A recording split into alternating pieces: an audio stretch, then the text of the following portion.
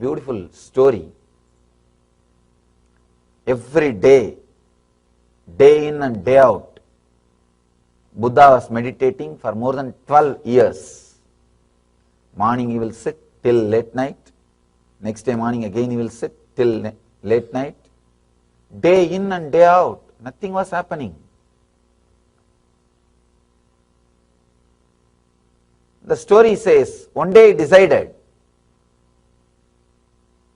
Itam asanam sushyate sariram. Let the body disappear, evaporate in this posture. How many days I don't know. How long I don't know. I am going to sit till I achieve enlightenment. I am not going to be bothered about the time. I am ready to sit dirghakalaha. Please understand that word dirghakala means not just long time. Deciding forever. Buddha decides, I am going to sit forever. Understand? Time is after all psychological. Time is after all psychological. The story says, the moment he decided he will sit forever, that moment he just became enlightened. Because all he needed was that intensity. Usually when you sit in meditation, having an idea, I will get up after 2 hours. Your mind will be just waiting for the 2 hours to end, that's all. You will not be meditating. You will not be in the present moment. If you have an idea, I will sit till tomorrow morning, your mind will be waiting for next day morning. It will not be in the present moment. When Buddha decided that I am going to sit forever, he decided I am not going to get up. So mind has no goal to go. Mind has no goal. When it has no goal, it just fell back to the present moment and he became enlightened. The Vedic tradition, they say if you sit and meditate in burial grounds, you will constantly remember and meditate on death. And going through your own internal death is the way for enlightenment. That is the only way for enlightenment. Going through that psychological death is way for transformation and enlightenment. I was trying for years. Every time I sit, I'll sit with the idea, all right, I'll sit today whole night. Tomorrow morning I'll go out for buy food, come back and sit. This was the same thing I was doing. One day, when I was sitting in Varanasi, Manikarnika Ghat, the place where hundreds of dead bodies are burnt every day. If you are a sincere seeker, really want to know the secrets of death and life, you should go to the Manikarnika Ghat in Varanasi and sit and meditate at least for a few days. When I sat, suddenly the click has happened. God, it is such a simple thing. Just like all these bodies are being burnt, this body also will be burnt one day, that's all. There is nothing much big. No need to make a big fuss about death, life and all those foolish things. It is just dust unto dust. Nothing else.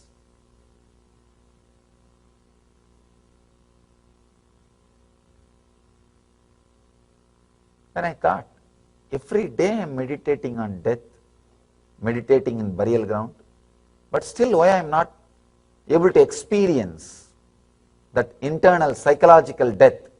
I am not talking about physical death. Physical death is different.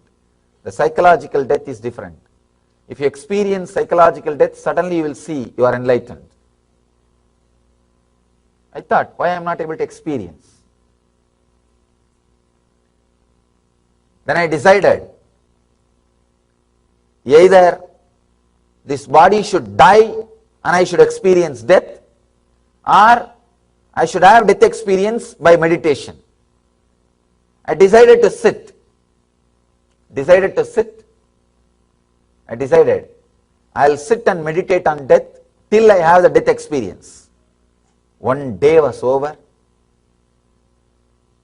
Second day also over. No food, no sleep, no 1, 2, 3, nothing. Just sitting. Third day, the whole body is practically frozen because of pain. Just body wants to move, but I said no, nothing doing. No question of moving. If you don't move, just sit like this. The whole body will feel like a frozen with pain.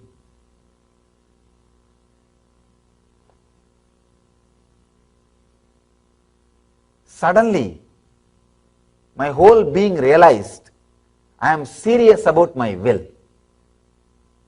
I am really serious about my will. Suddenly my whole being realized I am going to do it. I myself got convinced about my willpower. I myself realized I am going to sit. First when I sat, my mind did not believe and said, all right, let's see, struggle how much you can. After all, you are a good guy struggling for last 10 years. Try once more, nothing wrong. There is nothing wrong in trying. Chalo, try.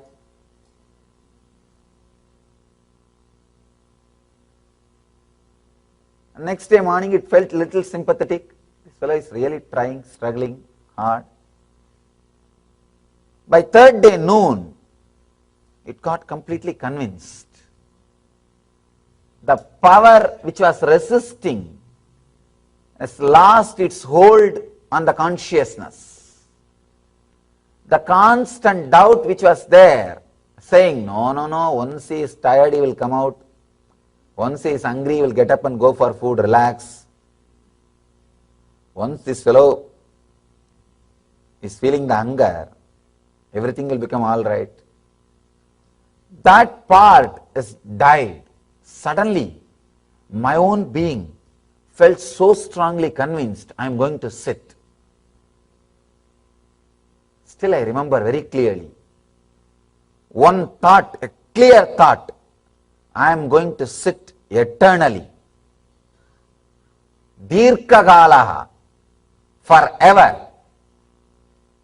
The moment I decided forever, instead of the mind moving in a horizontal, linear way, see, if you say long time, your mind will naturally move linear way. Long time means how many years? Come on, tell me. The moment I say, all right, let me sit for 10 years, then it will be waiting. All right, 10 years I will sit, let us sit. And after 10 years I can come out. So just for that, just because that hope is there, it will not fall into unconsciousness. It will continue to retain its identity because it knows after 10 years it can come back and play its game. The hope is there. Because the idea of time is created by mind. It's nothing but its own, you see, it's like you create a track out of steel and create a train out of steel. The steel train moves on the steel track. So, mind, one part of mind is the time. So, the moment you created a time, now the mind can be alive forever. It knows, hey, it's my own track. Let me travel, let me move, let me be. But the moment I decided eternally, mind has lost its grip over time. And it knows, oh God, I think this fellow really means. He really means what he is talking or what he is thinking. The moment you give that confidence to mind, that I am going to be doing it eternally, suddenly it gets shaken, it gets frightened. and it comes back to the present moment. Because it knows, I have to be doing this forever. There is no, you see, your mind exists with only one idea. It tolerates anything if it knows it is going to end. It has the ability to tolerate anything and survive anything if it knows that action is going to end. Any action, any idea, any meditation, any technique, if it knows there is going to be end, it will survive, it will live through. It will live through. Because it knows there is going to be end. Only when you give the clarity, it is going to be dirgha kalaha. That is why in Indian tradition, whether it is marriage or sannyas, for eternal. Once you take sannyas, it is forever. Once you marry, it is forever. Then mind will stop playing its games. The yogi with whom I learned this yoga and Patanjali, I have seen him displaying all kinds of extraordinary powers. Because he is very clear, till he achieves that powers, he is going to be practicing. So what mind does? Your mind is intelligent. It can express any power.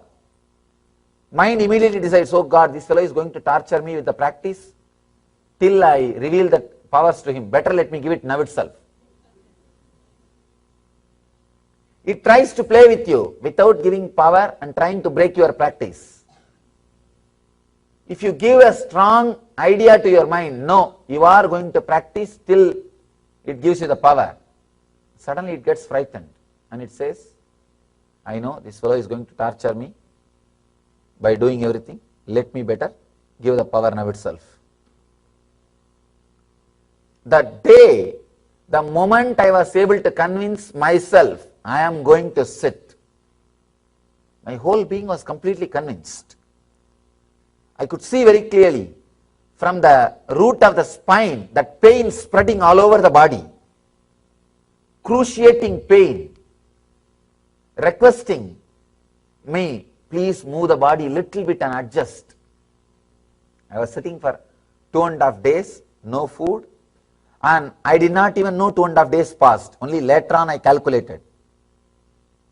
Later on I was able to calculate. I did not even know 2.5 days passed. I just decided, who cares about time and everything? I am going to sit, that's all. The backbone, the spine is begging me, just adjust the legs little bit. Adjust so that the blood flow will become a little easy. At least adjust your hand. Let me check whether I am alive or not.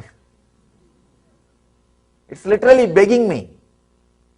But I could see very clearly, my sankalpa will say, I am going to sit.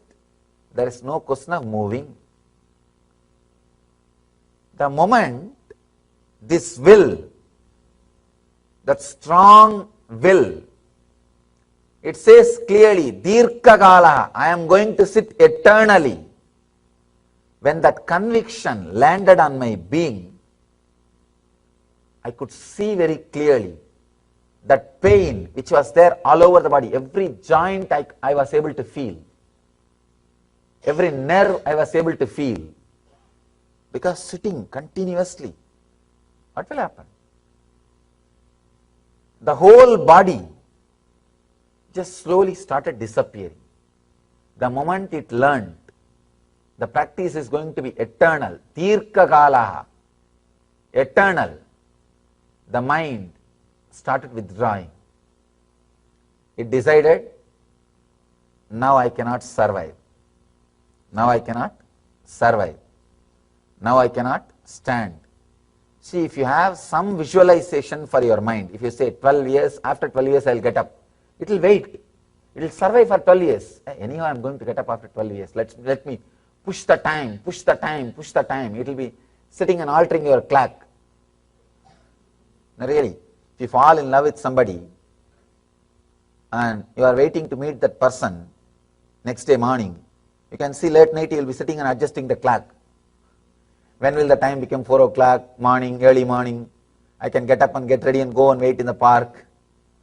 You will be just waiting. Mind is intelligent. It can push the clock.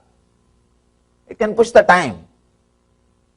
But when you say the word Dirka Kalaha, eternal, it is going to be eternally this way only. Suddenly, it gets adjusted. It gets adjusted.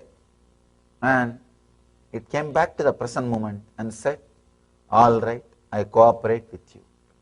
And dissolved. That strong, the internal death experience happened.